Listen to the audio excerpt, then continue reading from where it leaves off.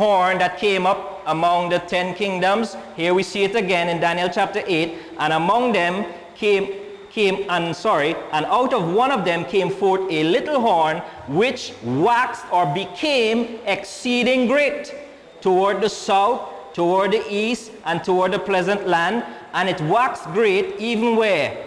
To the host of heaven, and it cast down some of the host and of the stars to the ground, and did what?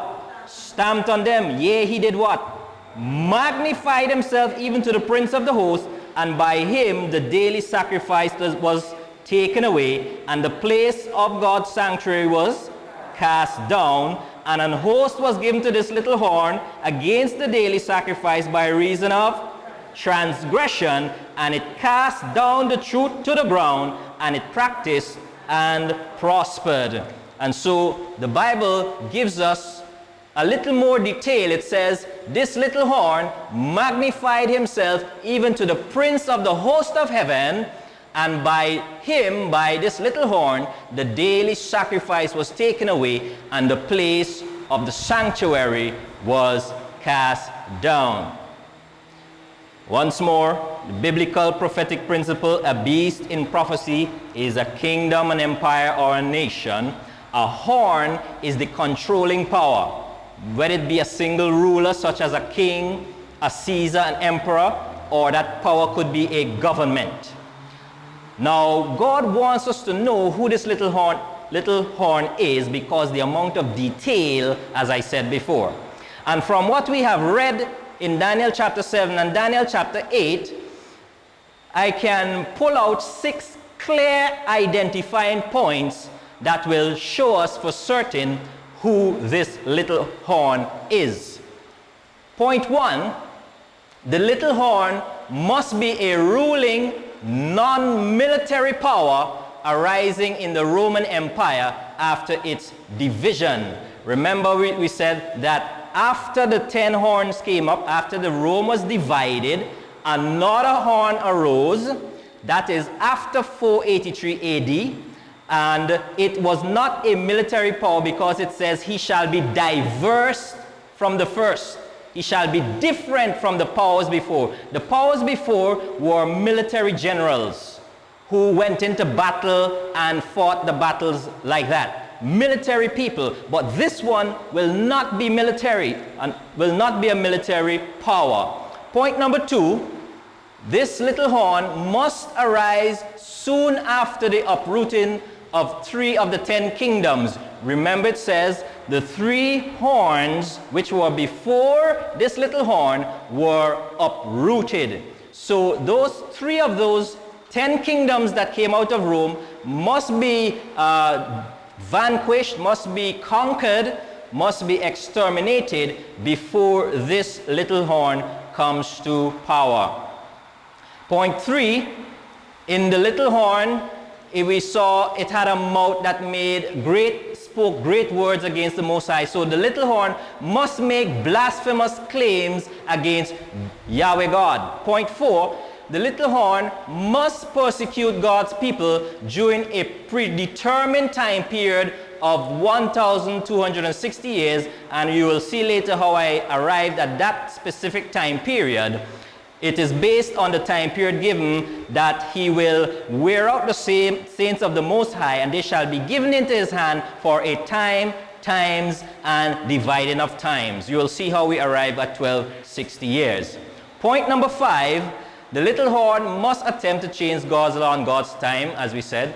Point 6, it must launch an attack on God's sanctuary. Remember, we said just now, he trampled on the sanctuary and cast down the truth, and he caused the sanctuary, the daily ministry in the sanctuary, he attacked it. So let's go and see point 1. In history, we must find a ruling power around the time of 483 coming up within the Roman Empire. Unfortunately, it is made easy for us as we read this excerpt from the American Catholic Quarterly Review, written in 1911, April. It says, long ages ago, when Rome through the neglect of the Western emperors, was left to the mercy of the barbarous hordes, the Romans turned to one figure for aid and protection and asked him to do what? Rule them, and thus commenced the temporal sovereignty of the popes. And meekly stepping to the throne of Caesar, the vicar of Christ took up the scepter to which the emperors and kings of Europe were to bow in reverence through so many ages. So fortunately for us, the American Catholic Quarterly gives us the identity of a ruling power that arose at the very time period we're looking at, just around 483 AD, when the kingdoms were divided.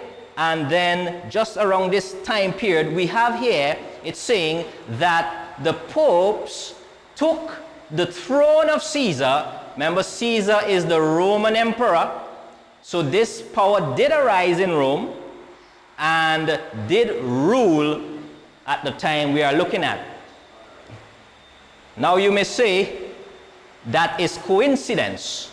But here again, Pope Pius IX, in his apostolic letter written in March 1860, he says, "It is therefore by a particular decree of divine providence." So he's saying this is God's doing, that at the fall of the Roman Empire and its partition into separate kingdoms, remember the 10 kingdoms, the Roman pontiff, this is the Bishop of Rome, we call them the Pope, whom Christ made head and center of his entire church, did what? Acquires civil power. Okay? So now we may say, is it coincidental that the Bishop of Rome became a ruler of the Roman Empire? But we have 5 more points to go. Point number 2, remember that this power must arise soon after the uprooting of 3 of the 10 kingdoms. So let's see if that happened. Now here Pope Pius did say that he mentioned the partition of the separate kingdoms. So it did happen after that. But did the little horn, did it arise after 3 of the 10 kingdoms were uprooted? Now remember, the 10 kingdoms were the Ostrogoths, the Heruli, Vandals, the Visigoths, which we now have as Spain, the Franks, which we now have as France, the Suevi, which we now have as Portugal, the Alemanni, which we now have as Germany, Anglo-Saxons as England, Lombards as Italy, Burgundians as Switzerland. So we have those European nations except the Ostrogoths, the Heruli, and the Vandals. Why? Because these 3 kingdoms frequently rejected the authority of the Bishop of Rome. Now, Emperor Justinian, he was an emperor in the Roman Empire, but he was also of the Roman Catholic faith.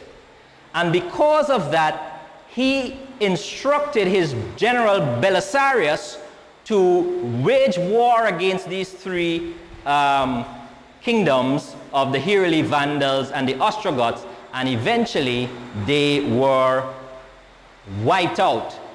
This is talking about the Ostrogoths, and we get this from the World Book Multimedia Encyclopedia, and it tells us the Ostrogoths gained their freedom from Hun control soon after the death in 453 of Attila, that's Attila the Hun, the powerful king of the Huns. Under their king Theodoric, the Ostrogoths invaded northern Italy in 489, took control of the region. They remained in Italy until they were overthrown by the armies of the Byzantine or the East Roman Empire during the mid-500s. That is talking about Emperor Justinian, who was the emperor of the East Roman Empire. His army exterminated the Ostrogoths and wiped them out. They were the last of the 3 kingdoms to be uprooted. Now, after Justinian succeeded in getting rid of these 3 kingdoms, he passed laws making the Bishop of Rome the head of all churches and the corrector of heretics,